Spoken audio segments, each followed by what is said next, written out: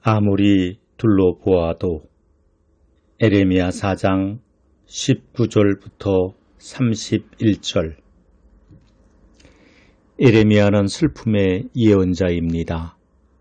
하나님께서 언제나 함께 하시겠다고 약속하고 그를 예언자로 부르셨지만 예레미야는 항상 비참하였습니다. 하나님의 약속이 공수표처럼 들립니다.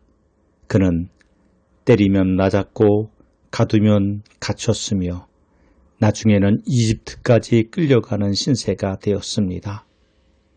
어떤 예언자들은 기사와 이적으로 놀라운 하나님의 능력을 발휘하는 데 비하여 예레미야에게는 그런 능력이 전혀 나타나지 않았습니다. 예레미야는 고난받는 하나님의 사람이 처한 처참한 형편을 매우 사실적으로 보여줍니다. 그는 망해가는 유다가 겪는 혼란을 고스란히 몸으로 받아내고 있습니다. 그에게서 예수 그리스도의 고난과 의로운 그리스도인이 받는 고난과 핍박을 봅니다. 하나님의 의도라고 여기지만 딱하고 슬픕니다. 그런데 에레미야만 슬픈 것이 아닙니다. 하나님도 에레미야 못지 않은 애통을 겪고 있습니다. 에레미야 4장 19절 말씀입니다. 아이고 배야, 창자가 뒤틀려서 견딜 수 없구나. 아이고 가슴이야, 심장이 몹시 뛰어서 잠자코 있을 수가 없구나. 에레미야서는 하나님의 슬픔을 예레미야로 체득하게 하신 책입니다. 예레미야의 슬픔이 곧 하나님의 애통입니다. 하나님이 아파하십니다. 하나님이 이렇게 아파하시는데 오늘 나에게 슬픔은 딴 동네 이야기처럼 들립니다.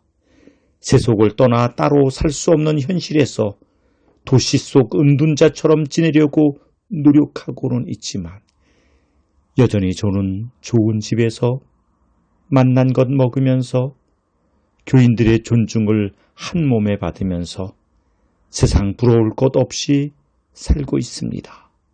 슬픔과 애통은 내 이야기가 아닙니다. 하나님의 탄식은 정도를 넘고 있습니다.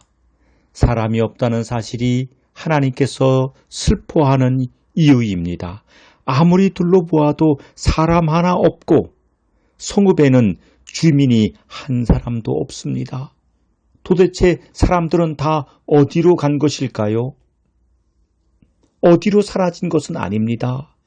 여전히 자기 자리에 있습니다. 그런데 하나님이 원하시는 사람이 없을 뿐입니다. 4장 22절 말씀입니다. 나의 백성은 참으로 어리석구나. 그들은 나를 알지 못한다. 그들은 모두 어리석은 자식들이요 전혀 깨달을 줄 모르는 자식들이다. 악한 일을 하는 데에는 슬기로우면서도 좋은 일을 할 줄 모른다. 유다 땅에 사람은 여전히 있지만 그들은 악한 일에는 한없이 지혜롭고 선한 일에 무지합니다. 남의 것을 가로채는 일의 명수입니다. 그게 지식이든 돈이든 권력이든 정적이든 닥치는 대로 합니다. 특히 정적을 골탕 먹이는 일에는 물불을 가리지 않습니다. 그러면서도 가난하고 약한 자를 위해서는 주머니를 평생 한 번도 열어본 적이 없습니다. 그런 자가 이 나라 지도자 노릇을 하고 있습니다. 이 땅에는 사람이 없습니다.